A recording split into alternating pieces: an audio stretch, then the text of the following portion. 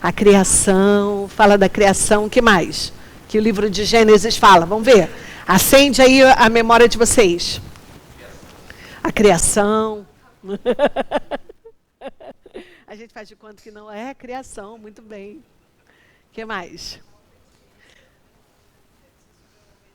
Obediência. Quem foi obediente ali?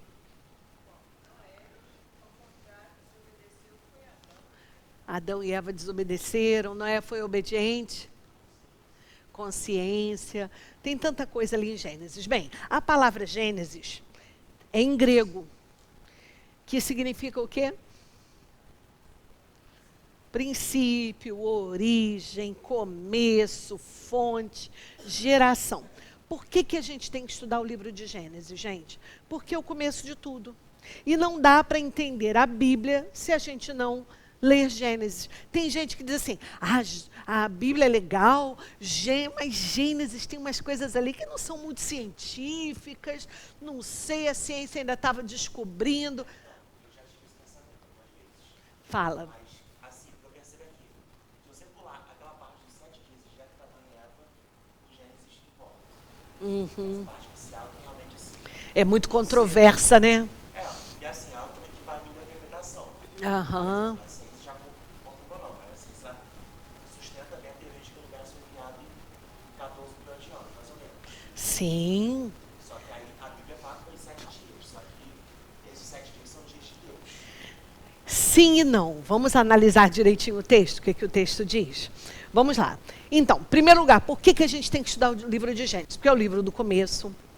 Tem os registros ali. É o começo de quê? Do universo. Como você conhece o nome? Gabriel. Como Gabriel falou, o começo do universo, o começo da terra, o começo das plantas, dos animais, do ser humano, da família, da civilização humana, o início das nações, o início de Israel e o início do pecado. A gente vai falar um pouquinho sobre isso, até porque o nosso estudo, que é Gênesis de 1 a 3, inclui essa parte horrorosa que nos acompanha até hoje. Gênesis responde a umas perguntas muito sérias. Primeiro, como surgiram todas as coisas? De onde você veio? Veio primeiro o ovo? Veio primeiro a galinha? Não é? São as perguntas que o mundo faz. Como é que a gente está aqui? De onde surgiu o homem? Veio de outro planeta? Veio de onde? Evoluiu do mesmo ancestral comum do macaco? Não é? Que tem gente que... do chimpanzé. Tem gente que diz assim, o homem veio do chimpanzé. Não. A ideia do evolucionismo teria vindo de um ancestral comum, né? Muita gente avisa. Ai, que bom que você é biólogo. Então tá. Ai, meu Deus, que responsabilidade é minha. Tá indo. Gabriel, vai falando, sim, participa. O que a gente não souber, a gente diz que não sabe. Pode falar, Gabriel, pode falar.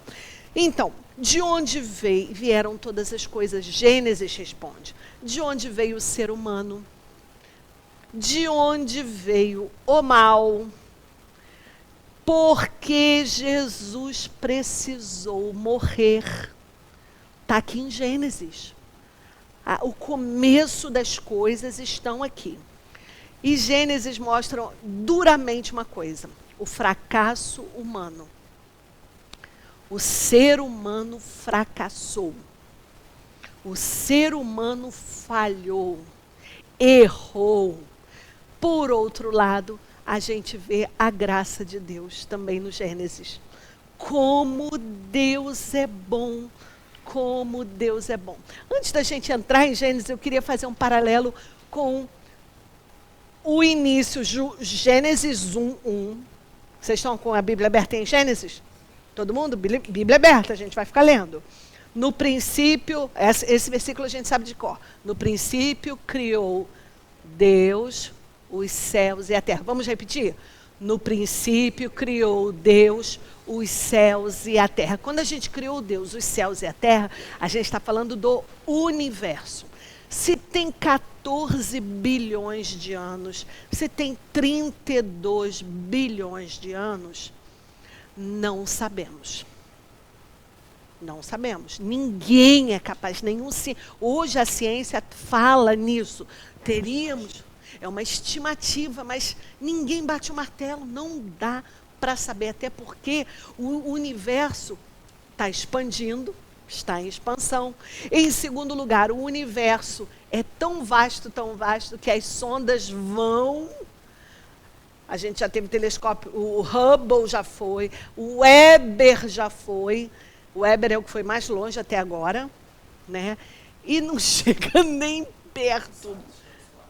Não sai do sistema solar. E o sistema solar, a gente foi lá no Atacama, a gente vê que, bem, gente, olha só, o céu do Atacama, todo mundo fala, maravilhoso. É só ir lá em Barra do Sana, numa noite sem lua, que você vai ver o mesmo céu do Atacama. Eu lembro uma vez, quando eu era adolescente, eu fiz retiro lá em Barra do Sana, e era uma noite sem lua, a gente era adolescente. Eu vi aquele céu, eu nunca vi nada igual. Eu acho que nem lá no Atacama era igual ao que eu vi em Barra do Sana. Então você não precisa ir ao Atacama para ver o céu, basta vir aqui. Vamos lá. Gênesis 1, no princípio criou Deus os céus e a terra. Boa noite. João, Evangelho de João 1. Quem lembra o que João fala? Como que João começa o evangelho dele, gente? E o verbo era Deus. Não parece que João quis imitar Gênesis? Ele falou, como que... João deve ter pensado assim, João apóstolo, como é que eu vou começar a escrever a história de Jesus? Eu vou começar imitando o início de Gênesis. Por quê? Porque nós estamos começando um novo tempo. Jesus veio, é o início de todas as coisas novamente. Deus fazendo algo novo. E João fez isso. Vou começar assim. E aí, olha o paralelo. Quando Deus disse lá em Gênesis 1:3, haja luz. Olha o que João fala. No princípio era o verbo estava com Deus e o verbo era Deus. Ele estava no princípio com Deus. João 1. Todas as coisas foram feitas por ele. E sem ele, nada do que foi feito. A vida era a luz dos homens. A luz resplandece nas trevas e as trevas não prevaleceram contra ela. Olha como João foi inteligente. Deus, lá em Gênesis 1, diz, haja luz. João diz, Jesus é a luz. Vocês lembram que Jesus falou, eu sou a luz do mundo? Vocês lembram disso? Que ele falou assim? Jesus disse, eu sou a luz do mundo. Outra coisa, Jesus fala, a vida, aqui João diz, a vida estava nele. E a vida era a luz dos homens.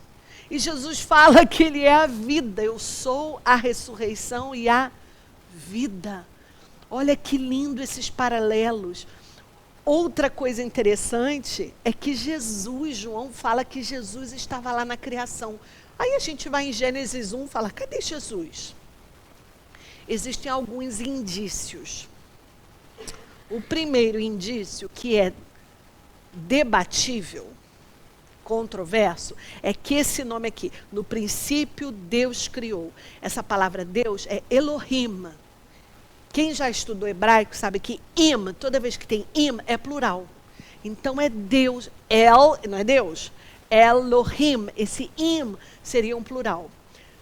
Nem todos os teólogos concordam com isso, porque às vezes você usa Elohim, mas com o verbo no singular. Mas a gente tem outras indicações de que Jesus estava ali. Quem me diz? Quem me diz? Ainda no capítulo 1, no capítulo 3 de Gênesis, no capítulo 11. Façamos o quê? O homem, a nossa imagem e semelhança. Ah, mas devia ser anjo que estava ali. Era anjo?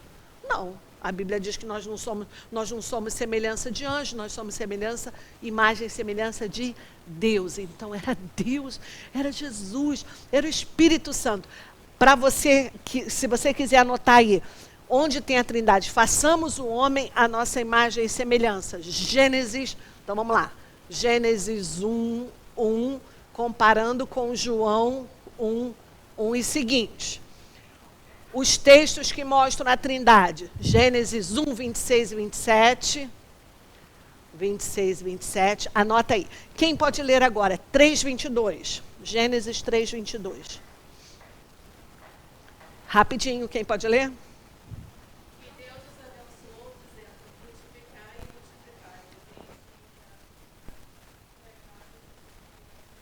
Não foi isso não. Como um de nós. Como um de nós. E 11, 7, quem pode ler?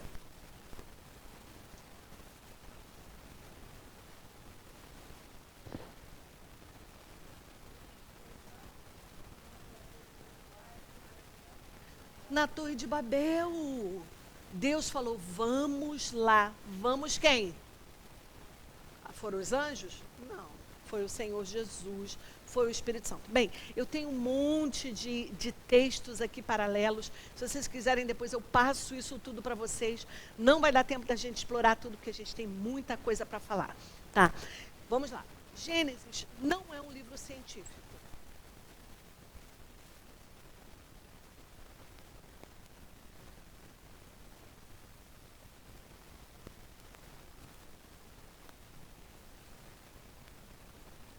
Escreveu todo Gênesis, todo o Êxodo, Levítico, Números e o Deuteronômio? Sim e não. Tem trechos que não foi Moisés que escreveu.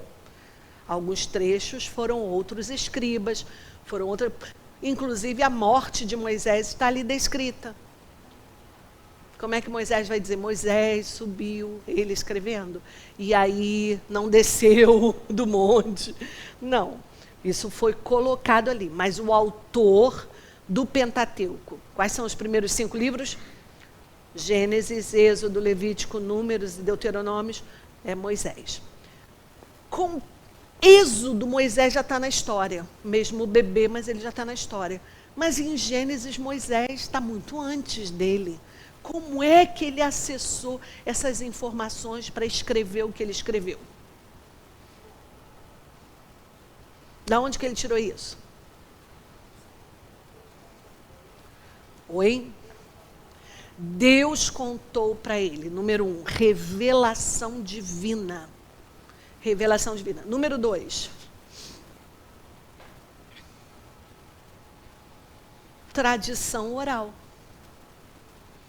Naquela época tinha como ficar escrevendo toda hora as coisas? Era difícil.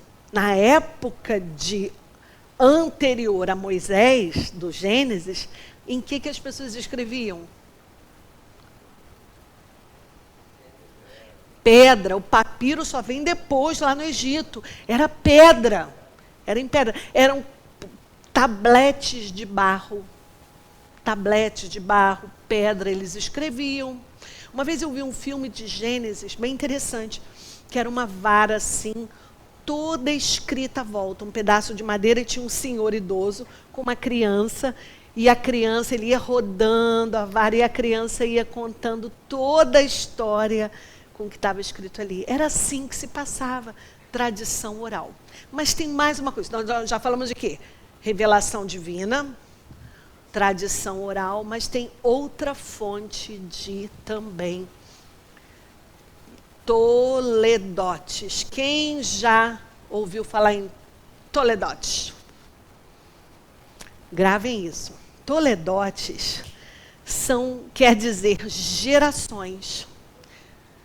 Toledotes eram registros em tabuinhas das famílias. E isso era escrito. E isso era guardado há pouco tempo.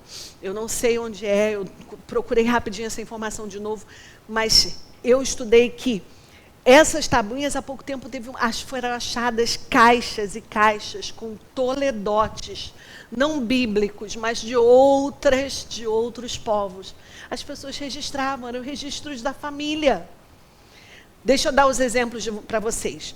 O primeiro toledote é Gênesis 2:4. O que está escrito aí? Vamos ver traduções diferentes que vocês têm aí. Esta é a gênese dos céus e da terra. Ótimo.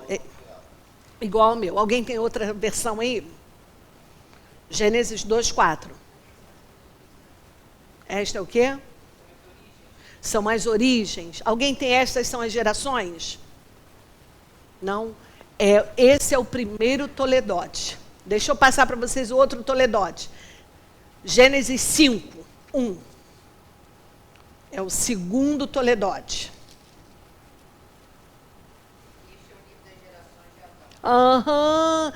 Essa palavra gerações aí é toledote. Aí vai contar a história de Adão. Vamos para outro toledote. 6:9. O que você tem? Esta é a história do início da humanidade, no tempo em que Yahvé Deus criou o céu e a terra. Que tradução é essa? King James atualizada. Origem, genealogia, geração, família, tudo é toledote. O próximo que eu falei para vocês, o 6:9. Aí vai contar a história de Noé. O próximo, 10:1.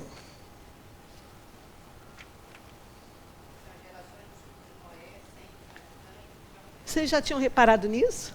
Que em Gênesis está tudo registrado assim? Em gerações? 11:10.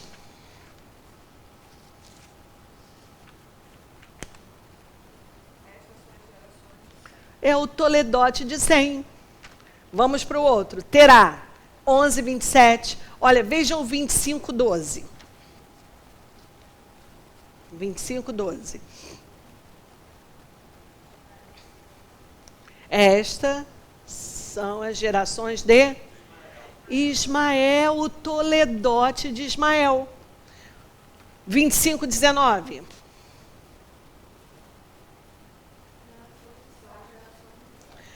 Toledote de Isaac. 36:1.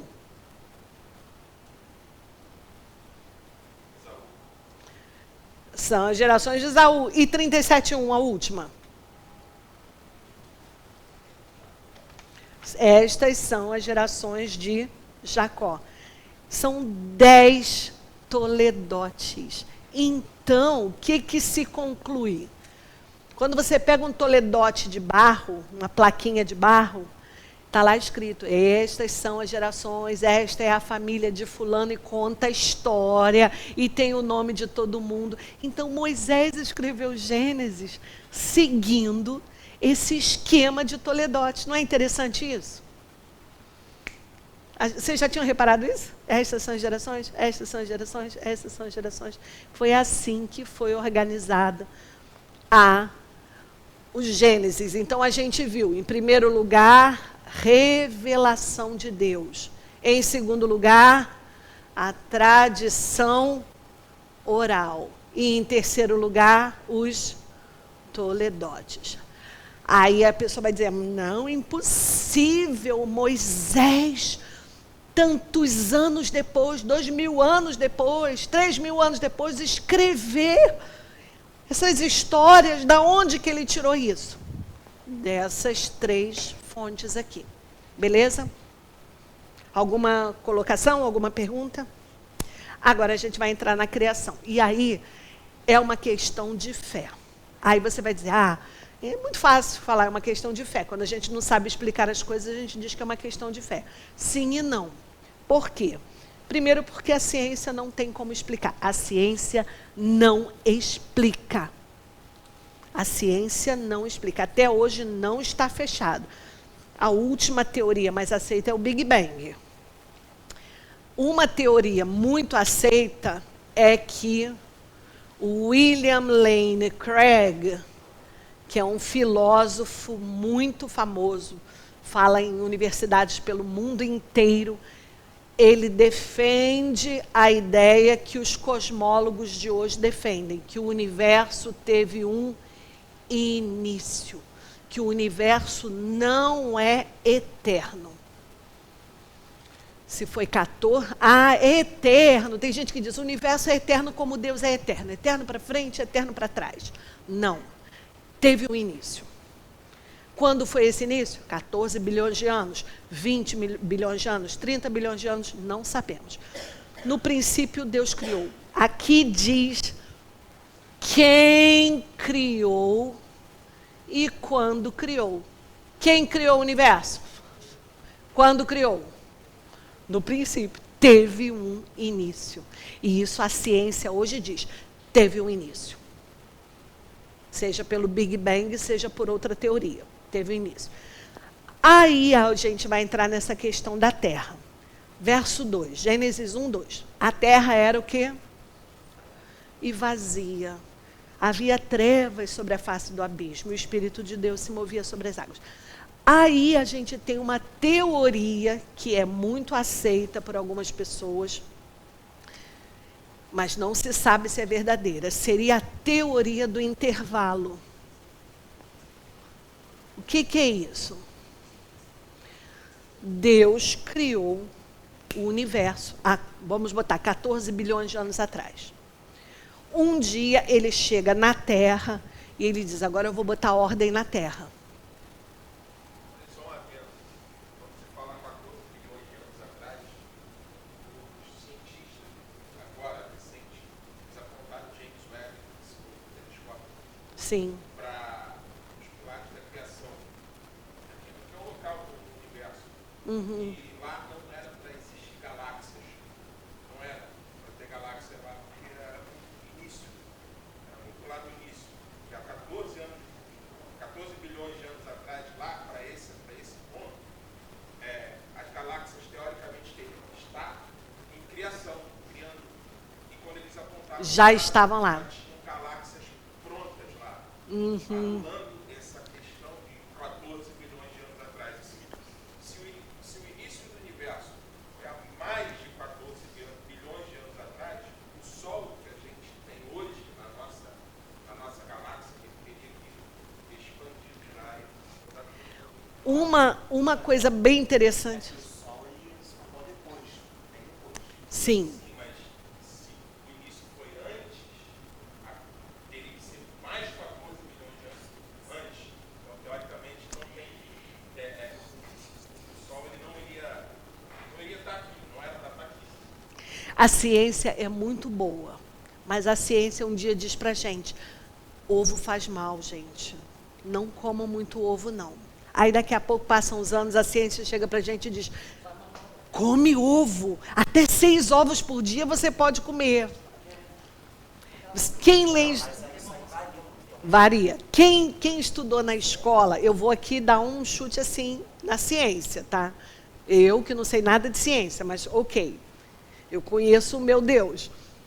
Quem lembra de geração espontânea? Você que estuda biologia. O que eles faziam? Deixavam os restos de comida e largavam. Aí chegavam 2 dias depois, 3 dias depois, tinha um monte de rato, de larva. Aí eles diziam assim, viu? A vida brota do nada. Claro que não é brota do nada. Tem larva porque a mosca foi lá e pousou, criou larva. Tem o rato porque o rato foi lá buscar comida. Mas a ciência já acreditou nisso. Então, a ciência já errou muito ao longo do caminho. Então, teve um período até, por exemplo, que eles usavam a ciência para justificar a colonização, para justificar racismo, um monte de coisa. Exatamente. Que hoje em dia, que é a ciência atual, E eram os cientistas da época que dissessem. Exatamente. que a ciência ela sempre se transformou. Exatamente. E o que os cientistas acreditam hoje que daqui a 100 anos vão dizer, nossa, como aquele pessoal acreditava nisso. Toda geração tem gente falando besteira. Besteira entre aspas, porque na verdade são tentativas de alcançar o conhecimento, né? Mas que no fundo, no final das contas, depois da genética, depois de uma série de avanços científicos, você olha para trás. Lobotomia, lembra que se fazia lobotomia nas pessoas? Né? Tirava, mexia no cérebro, tirava um negócio, cortava um negócio, a pessoa ficava um bobão para o resto da vida. Era uma prática. Hoje em dia é uma coisa que a gente olha para trás e diz, como é que a humanidade fez isso? como é que a humanidade matou mais 6 milhões de judeus, mais não sei quantos milhões de pessoas em guerra, e as guerras continuam, e as pessoas continuam morrendo. Bem, então só para dizer isso, pode ser que tenha tido um intervalo. Eu só estou dizendo isso para vocês saberem que existe essa teoria. Deus criou tudo, e em algum momento ele olha para a terra sem forma e vazia, ele diz, agora eu vou criar as coisas na terra. Não se sabe entre o versículo 1 e o versículo 2 quanto tempo tem. Pode ter sido imediato, como pode ter sido um intervalo de milhões de anos. Intervalo na visão natural é uma perspectiva. Um dia para Deus é como 1000 anos. E 1000 anos como um dia. Exata. perspectiva natural, intervalo é isso. Exatamente. Para Deus não tem nem tempo, né? O que quer dizer isso? O tempo para Deus Deus está acima do tempo, do espaço, dessas dimensões que a gente tem, né? 3 dimensões: tempo, espaço, matéria, né? Não, a dimensão é assim. Acho que é pra frente, pra lado, pra cima. Sim, é um cubo,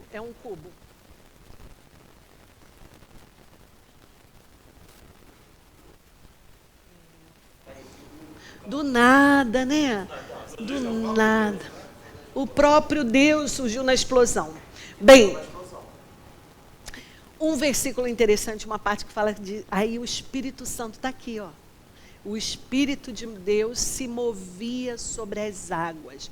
Esse se movia é um verbo chamado rahaf, que significa, pode significar pairar, meditar e até chocar. Alguns teólogos gostam muito dessa ideia de Deus, do Espírito de Deus chocando a terra. Sabe, uma galinha em cima assim? E Jesus se compara, né, a uma galinha protegendo, querendo proteger Israel, Jerusalém. Então, alguns creem que existe esse paralelo aqui, do Espírito Santo chocando a terra, para em algum momento fazer alguma coisa. Primeira experiência, primeira coisa que sai da boca de Deus: haja luz. Haja luz. E, na verdade, quando a gente olha para a nossa vida pessoal, a primeira coisa que tem que entrar é a luz de Jesus. Haja luz. Jesus falou em João 9,5, eu sou a luz do mundo. E aqui ele já faz a separação entre luz e trevas. Olha a importância da separação. O que é luz é luz. O que é treva. Luz e trevas têm que estar separados na nossa vida, na sociedade, porque foi a primeira coisa que Deus fez. Haja luz, separou luz e trevas. Isso aí está no versículo 4. E daí a gente continua. No segundo dia, o Senhor fala: haja firmamento entre as águas. Era tudo água. Firmamento é céu. Então Deus fez um céu entre as águas de baixo e as águas de cima. Isso é interessante, porque no dilúvio, algumas pessoas dizem assim, era impossível chover tanta água que inundasse toda a terra. Uma chuva normal não faz isso.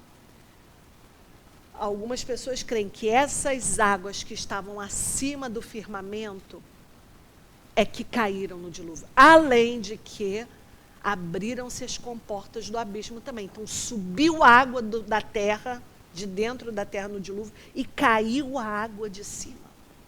Outro ponto interessante é lembrar que o dilúvio é mais tarde que vocês vão estudar.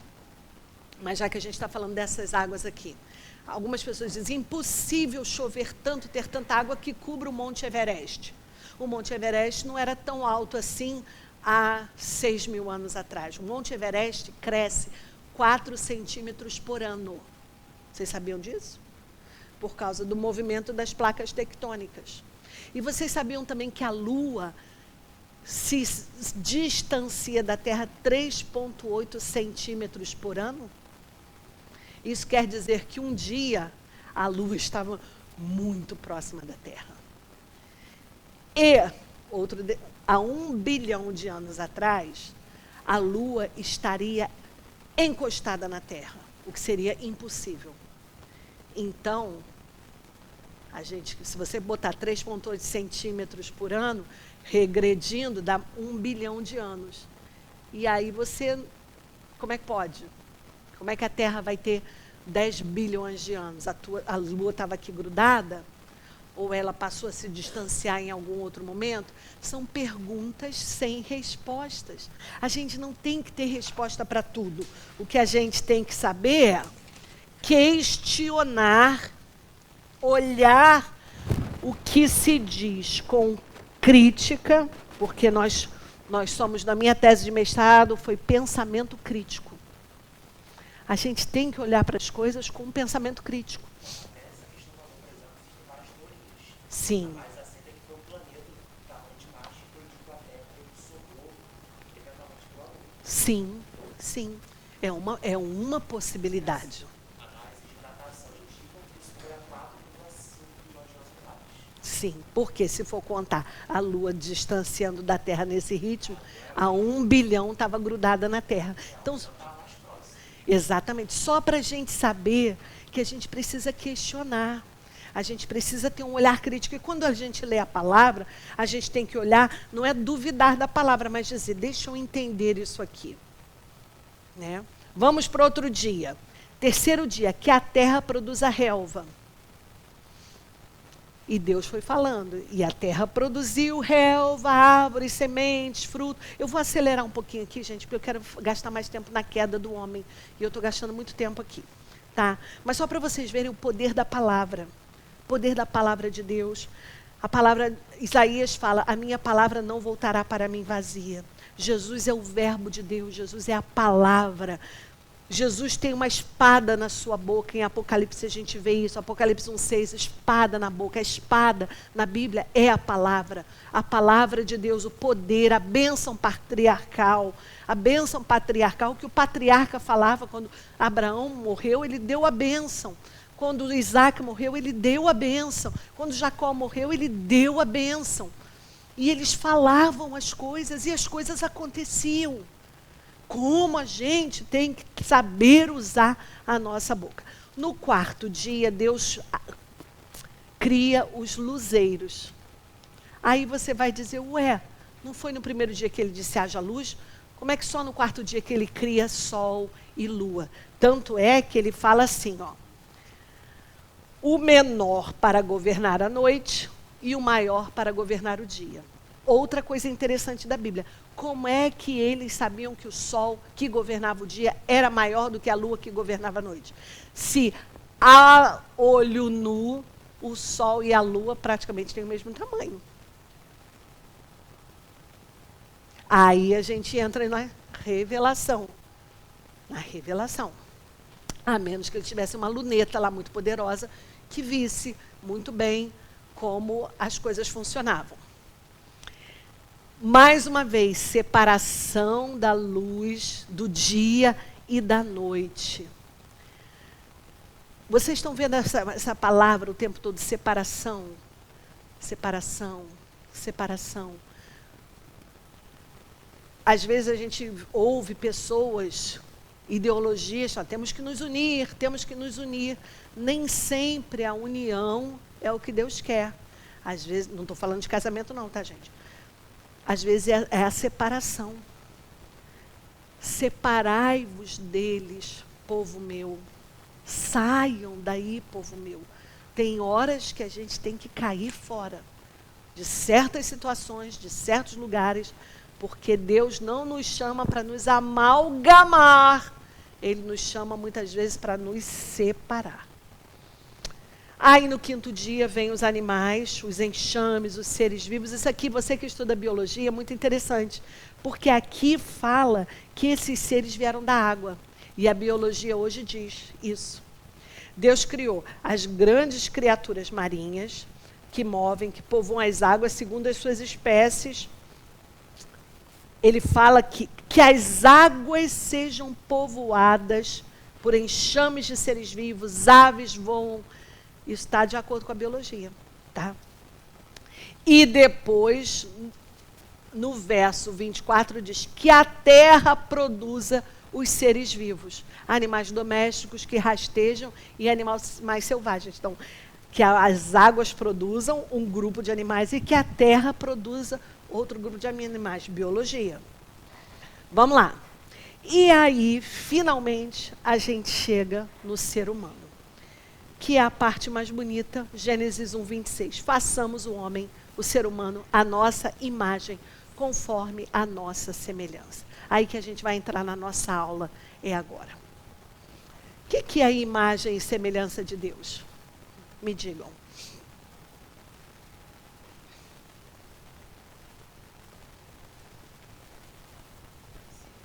Parecido em que sentido?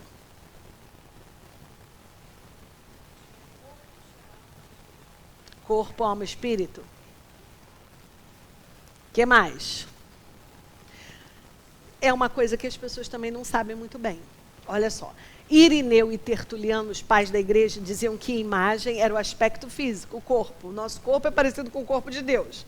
E a semelhança estava se referindo aos aspectos espirituais.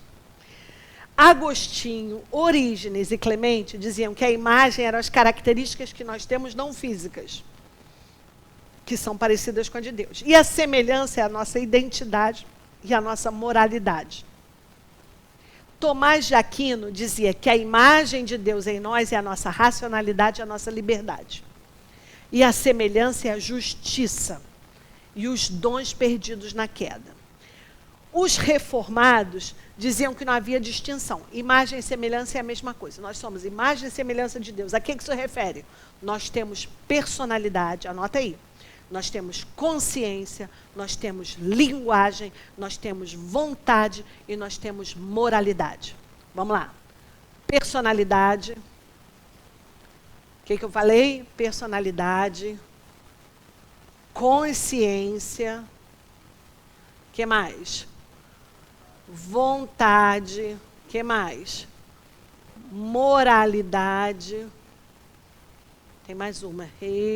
Personalidade, linguagem.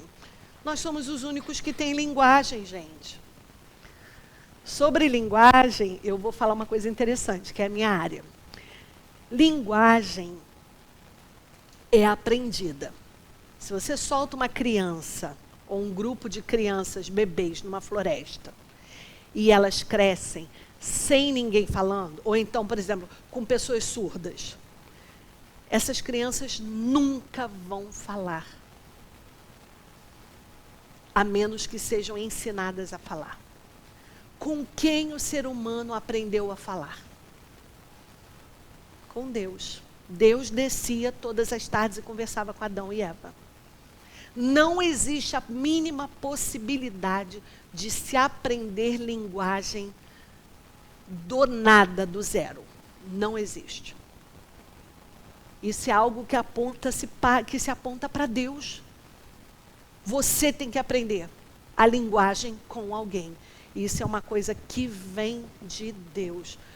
Só nós temos moralidade, só nós temos linguagem, só nós temos consciência, porque foi uma coisa que Deus colocou para a gente. Agora, a gente tem que entender, gente, o propósito. Para que Deus fez o homem? A gente precisa falar de propósito, a gente precisa falar de privilégios e de responsabilidades. A gente vai falar sobre essas coisas. Em primeiro lugar, o propósito. Por que o propósito é importante? E onde está o propósito? O propósito das coisas está lá em Gênesis. Quando perguntaram para Jesus acerca do divórcio, o que Jesus respondeu? A dureza do vosso coração. Mas não foi assim desde o princípio. Jesus se referiu a quem? Deus fez homem e mulher, assim deixará o homem seu pai, a sua mãe, vai unir-se à sua esposa, formar a sua família. A referência é o Gênesis. Olha como o Gênesis é importante. O casamento é heterossexual, macho e fêmea. Monogâmico, é um homem e uma mulher. Ninguém separe. Ninguém de fora, nem ninguém de dentro. Então é para não separar. E é para até a morte. Se não é para separar nunca, nem ninguém de dentro, nem de fora pode separar, então até que a morte os separe, como diz lá o que a gente fala. Então, quando a gente estuda Gênesis, a gente tem que entender, Gênesis mostra o propósito do ser humano. Para que você existe? Para que eu existo? Aí a gente vai ver. Deus fez o homem à sua imagem e à sua semelhança. Lucas 19:10 diz que o Filho do Homem veio buscar e salvar o que se havia perdido. O que foi perdido, gente? O ser humano se perdeu. O homem se perdeu. E se perdeu quando? A primeira geração de ser humano já estava perdida. E Jesus veio para isso, para resgatar. Lá em Lucas, quando fala da genealogia de Jesus, fala, filho de fulano, filho de fulano, filho de Adão, filho de Deus. Só que a Bíblia diz que Jesus é filho único de Deus. Porque nós perdemos. O ser humano perdeu a filiação de filho de Deus. Aí você vai dizer, mas eu sou filho de Deus. Sim, você foi resgatado. Você foi adotado. Resgatado. E diz lá, Jesus seria o primogênito entre muitos irmãos. O primogênito, o primeiro entre muitos irmãos. Por quê? Porque nós seríamos resgatados. Jesus veio para resgatar o que Adão fez. Então já falamos de propósito. Deus fez um homem santo. Olha o que diz Efésios 1:4, não precisa abrir. Ele nos escolheu antes da fundação do mundo para nós sermos o quê? Santos e irrepreensíveis. Esse é o propósito de Deus. O propósito de Deus para a gente é a gente refletir a glória de Deus. Adão abriu mão disso. Eva abriu mão disso. Nós perdemos isso. Adão era como se fosse um molde. E ali Deus, ele ia ter filhos que iam reproduzir pessoas que iam refletir, encher a terra da presença de Deus e da glória de Deus, da santidade de Deus, da pureza de Deus. Mas Adão pecou. Eva pecou. E aí todos pecaram, Romanos 3:23. E Deus teve que nos resgatar. Primeiro, então, a gente falou de propósitos. Propósito. Sede santos, porque eu, o Senhor vosso Deus, sou santo. Esse é o propósito da nossa vida, sermos santos. Agora a gente vai falar dos privilégios que Adão tinha. Quais eram os privilégios que Adão tinha? Vamos lá. Tinha privilégio nenhum? Via Deus todo dia. Trabalhava. O Senhor falou, você vai cuidar do jardim. Ele tinha que cuidar do jardim e guardar o jardim. Adão tinha 2 trabalhos. Guardar o jardim e cuidar do jardim. A diferença é que depois do pecado entrou o quê? Suor do teu rosto. Com o suor, a terra não vai te ajudar mais. Você vai ter que lavrar a terra, você vai ter que cuidar da terra. A terra não vai ser sua amiga. Mas antes ele cuidava. Só que era fácil. Jogava semente, nasceu o negócio. Tá tão facinho. Depois do pecado ficou dificinho. que mais? Privilégio, comunhão com Deus, relacionamento com Deus. Deus visitava, Gênesis 3, 8, 9 fala que Deus visitava na viração do dia, de tardinha, o Senhor vinha, conversava com Adão e Eva. E aí, filhinhos, está tudo bem? Está tudo bem, Deus. O que vocês fizeram hoje? Eu dei um nome aqui para os bichinhos novos que eu descobri. E aí, você gostou? Gostou. E eles fazem o quê? Eles fazem isso e aquilo. Relacionamento. O homem foi criado como a coroa da criação. Salmo 8:3 fala isso. O homem é a coroa da criação. O homem foi criado para governar. E Deus abençoou o homem. E Deus deu uma coisa para o homem. Livre arbítrio. O que é livre arbítrio? Direito de escolha. E Deus avisou para eles, vocês vão comer de tudo. Todas as plantas, todas as sementes. Não comia bichinho não, tá? Não comia bichinho não. Só comia plantinha, frutinha, sementinha. Nada de bichinho. E Deus falou, isso aqui é tudo para vocês. Essa árvore aqui é a árvore da vida. E eles comiam da árvore da vida. O que a árvore da vida fazia para eles, o fruto? Dava vida. Eles não iam morrer nunca.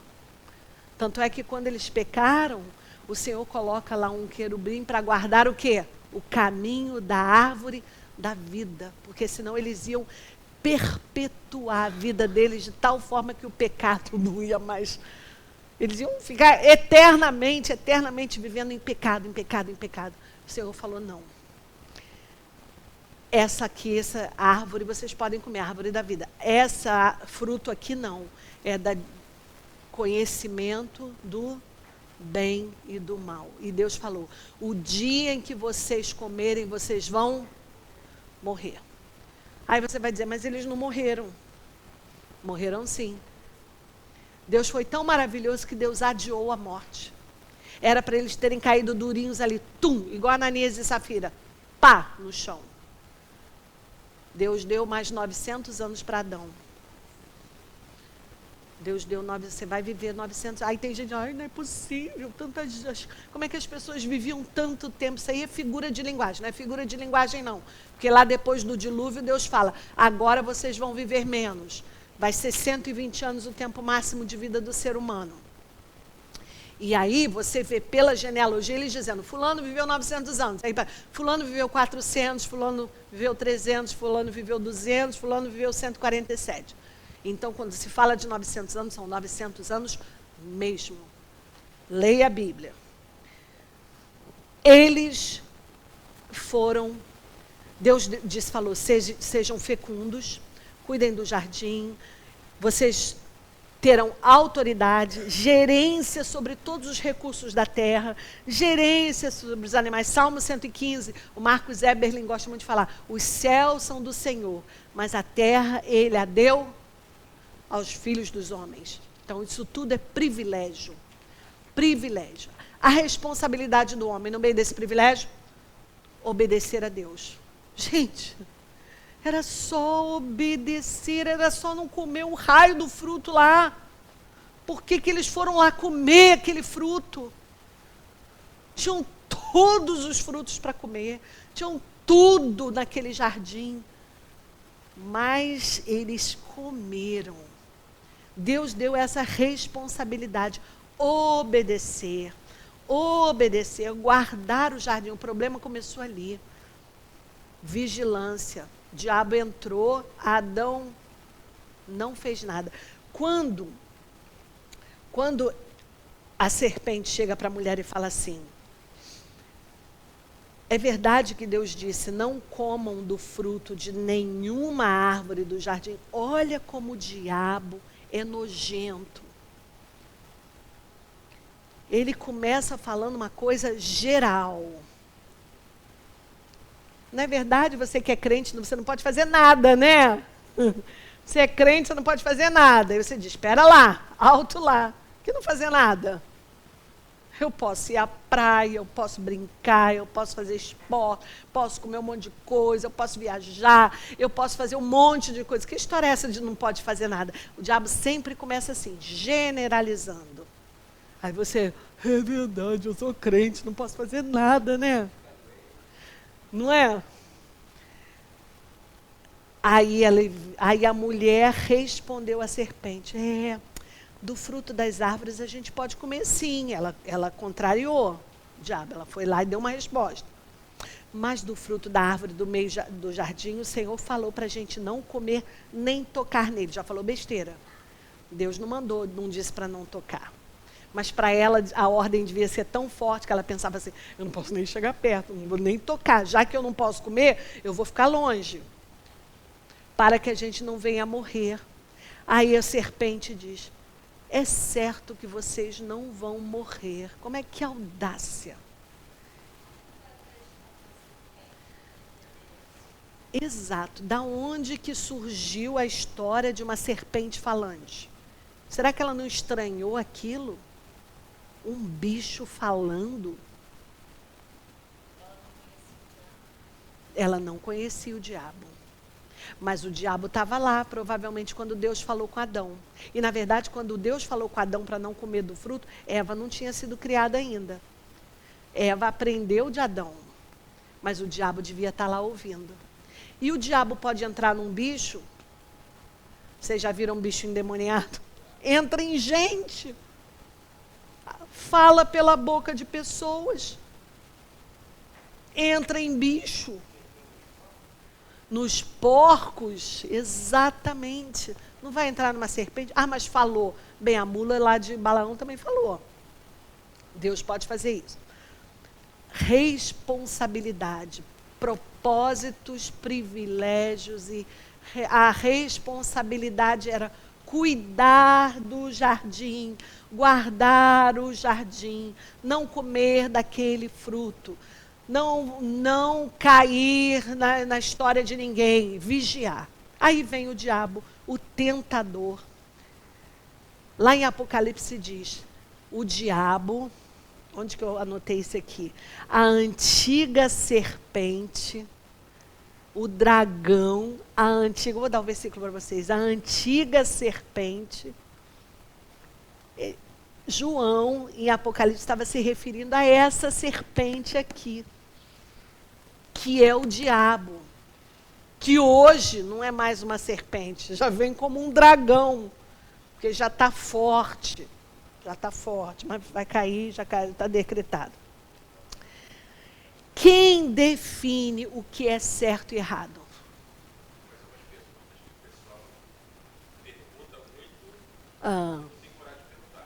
Fala. Pode? Não sei se eu vou conseguir responder, né? Deus, ele é onisciente, não é? Ele sabe todas as coisas. E ele é bom. Né? E quando o diabo foi tentar Eva, por que Deus não interviu? Porque Jesus já tinha sido oferecido antes da fundação do mundo.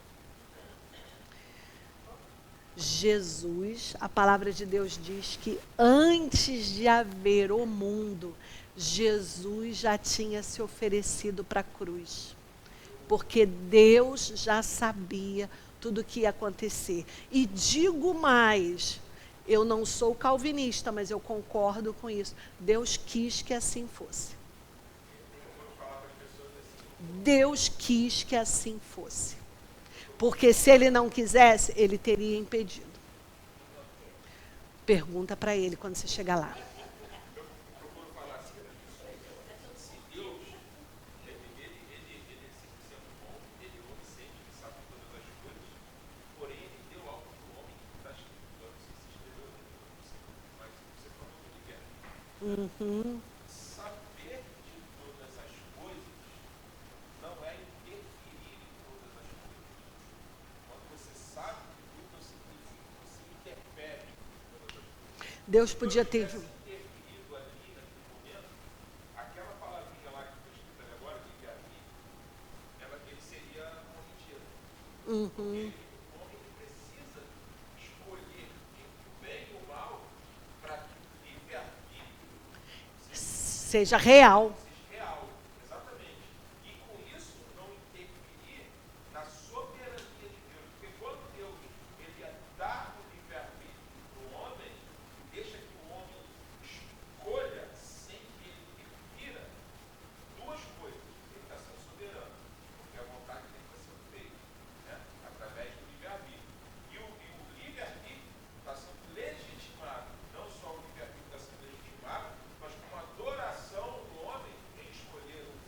Aham. O mal seja legitimado também. Exatamente. O diabo foi expulso do céu. Isaías 14, Ezequiel 28. Depois lá, Isaías 14, Ezequiel 28. Na figura do rei da Síria e do rei da Síria e o rei de outro lugar, de Tiro. Rei de Tiro e rei da Síria. O que o diabo poderia falar para Deus? O ser humano pecou. O que ele poderia ter falado para Adão? Olha só, vocês erraram, né? Vocês me obedeceram, não obedeceram a Deus. Sabe o que ele vai fazer com vocês? Ele vai matar vocês, porque ele disse que vocês iam morrer. Viu? Quando alguém não concorda com Deus, ele mata. Deus não matou. Vocês vão viver. A morte chegou. Em algum momento a morte chegou. O salário do pecado é a morte. A morte física chegou. Adão, 930 anos ele morreu. E a morte espiritual, provavelmente não para Adão, porque Adão continuou temente a Deus, apesar do pecado. Mas é muito fácil, seria muito fácil para Deus a pessoa desobedecer, ele fulmina. Não. Aí o diabo vai dizer, está vendo o que ele faz? Ele fulmina quem não concorda com ele. Tanto é que ele deixou o diabo viver. Tanto é que ele deixou o diabo viver. Ele deixou os demônios viverem. 1/3 dos anjos saiu com o diabo do céu. E Deus falou, vai. É isso que vocês querem? Bom. Só que vocês vão sofrer penalidade. Mas vão. Não é um Deus de amor, mas é Deus justo. Fogo devorador. Vamos continuar aqui falando do pecado. O efeito do pecado é a morte. O salário do pecado é a morte. Existe a palavra pecado e existe a palavra pecados. Pecado e pecados. E existe a palavra iniquidade. Pecado é a natureza pecaminosa. Nós nascemos em pecado. E em pecado me concebeu a minha mãe. Davi fala no Salmo 51. A natureza que nós temos é a natureza do pecado. O que são pecados? Então, pecado é a natureza, nossa natureza pecaminosa, e pecados são os nossos atos pecaminosos. E a iniquidade é a repetição, é exatamente a cultura do pecado. Está tão repetido que já virou normal. Já virou normal. Eis o Cordeiro de Deus que tira o pecado do mundo. E Deus precisa mexer na raiz do problema. Quais foram as consequências do pecado? Em primeiro lugar, o homem foi expulso do jardim. O lugar de vocês não é mais aqui, não vai ter mais vida fácil. Porque no jardim tudo é fácil, estava tudo à mão, tudo perfeitinho. Eles estavam nus, eles não tinham frio, não tinham calor, era um clima perfeito, tudo funcionava. Gente, imagina os alimentos como deviam ser deliciosos e nutritivos e maravilhosos. Vocês sabem que a terra, o solo, está pobre. O solo do mundo, tirando algumas áreas em que há muita fertilidade, como crateras de vulcões, como Ucrânia, como alguns lugares da Rússia que tem uma terra muito boa, a terra do mundo em geral está muito pobre. Sai do jardim, é expulso, perde o acesso à árvore da vida, comunhão com Deus quebrada. Vocês acham que Deus ia passar toda a tardinha a conversar com eles? Acabou isso. A morte entrou, a culpa veio, a vergonha veio. A vergonha. Eles saíram se escondendo de Deus. Cadê você, Adão? Ouvi a tua voz e estava nu. Tive medo e me escondi. Aí Deus pergunta, mas quem disse que você estava nu? Você comeu daquele fruto, daquela árvore que eu falei para vocês não comerem? Aí ele falou, a mulher me deu e eu comi. Aí Deus vai e pergunta para Eva, o que é isso que você fez, Eva? Ela foi a serpente que me enganou e eu comi. Ninguém pede perdão a Deus. Alguém aqui pediu perdão? A serpente nem pensar, que deveria também, né? Pedir, o diabo tinha que ter pedido perdão a Deus, desde que saiu lá do céu.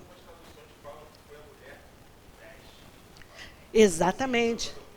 Exatamente. Na verdade, foi a mulher. Perfeito. Na verdade, Adão estava botando a culpa para Deus. Olha só, a mulher que o Senhor me deu, que me fez pecar. Então, no final das contas, a culpa é do Senhor. Excelente.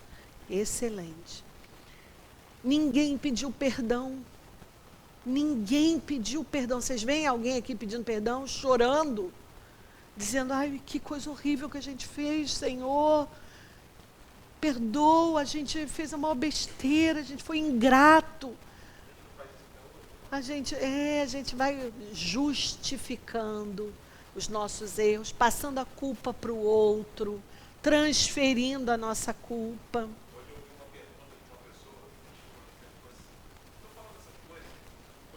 Fala, por favor, está enriquecendo.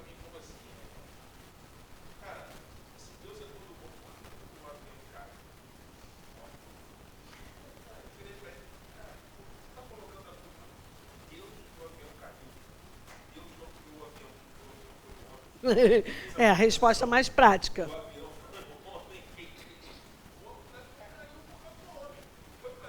Exato. É engraçado, a gente faz o que a gente quer, faz tudo de errado à humanidade, e quando acontece alguma besteira, a culpa é de Deus. Cadê Deus que não estava aqui? Alguém convidou Deus para estar antes?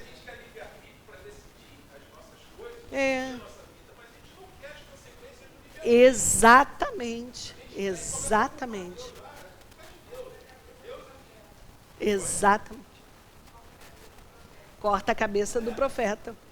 O homem... Não aconteceu em nenhum momento. Eles foram vencidos por uma serpente. Eles foram vencidos pelo diabo. O diabo é criatura.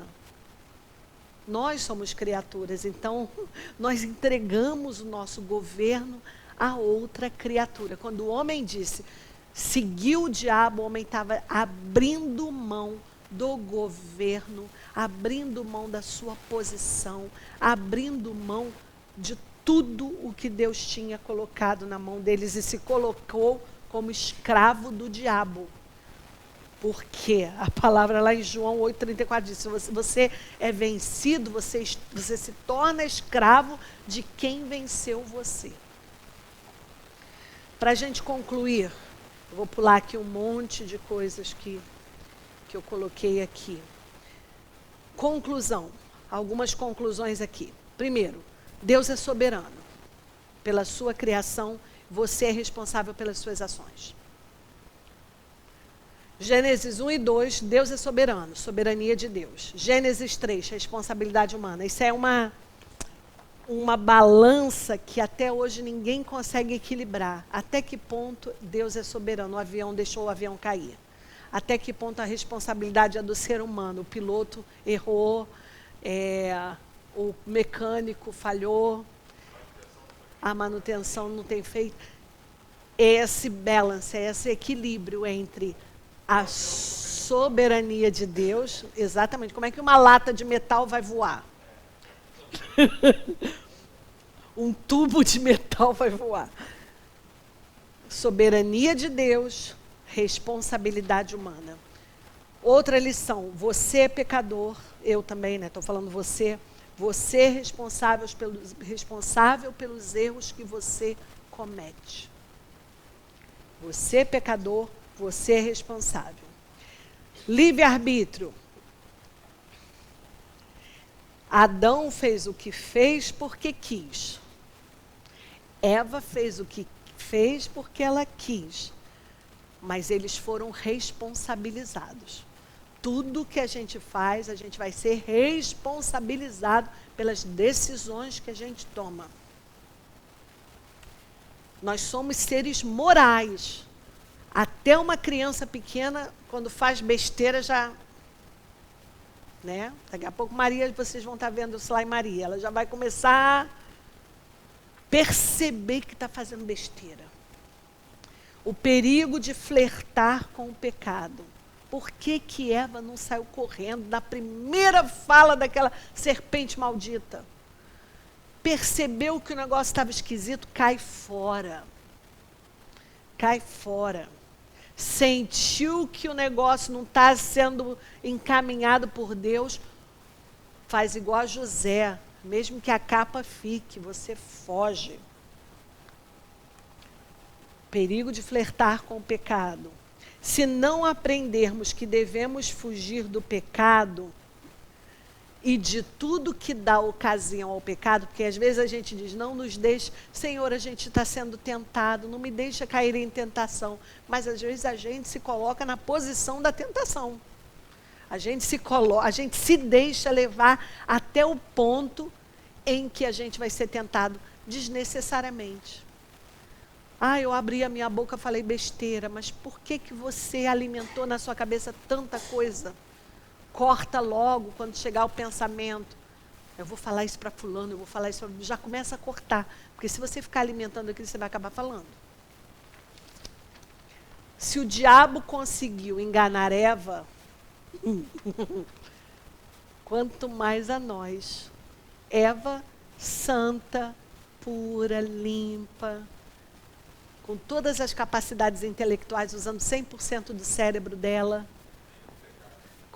conversava com Deus, sem pecado, sem inclinação, sem essa guerra dentro dela entre o bem e o mal. Se o diabo conseguiu enganar Eva, você acha que não vai enganar a gente? Como engana? E quem caiu no pecado? Medo, vergonha, quer se esconder? É um bom sinal. É um bom sinal. É sinal de que existe incômodo. Então, quando Deus vier, não fuja de Deus. Deixa Deus tratar com você na hora de tratar com o pecado. Amém, gente? Alguém quer comentar mais alguma coisa? Perguntar mais alguma coisa? Roupa.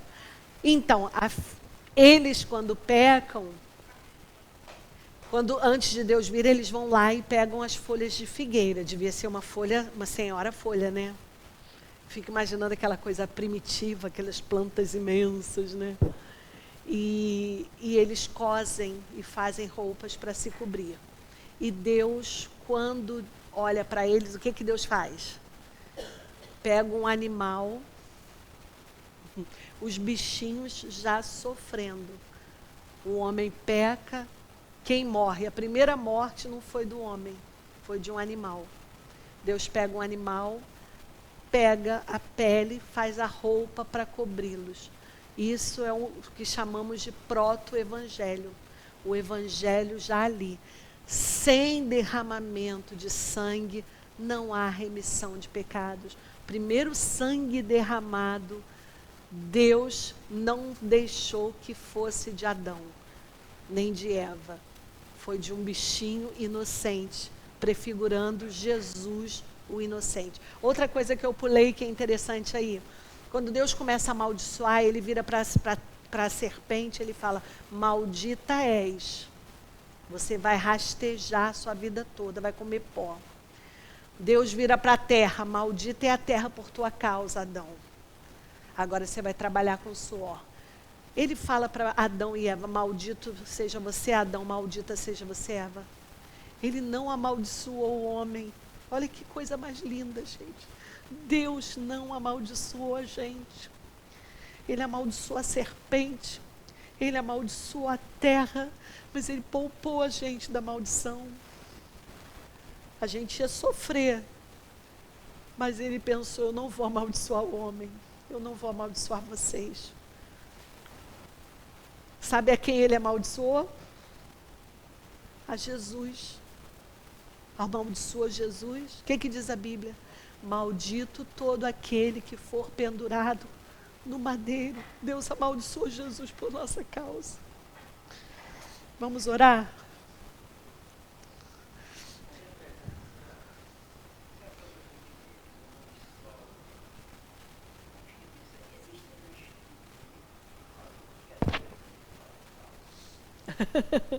Ai, não tem, não sei. Interessante, né? Isso a ciência explica, né? Pelo movimento da terra, do sol. Vamos orar.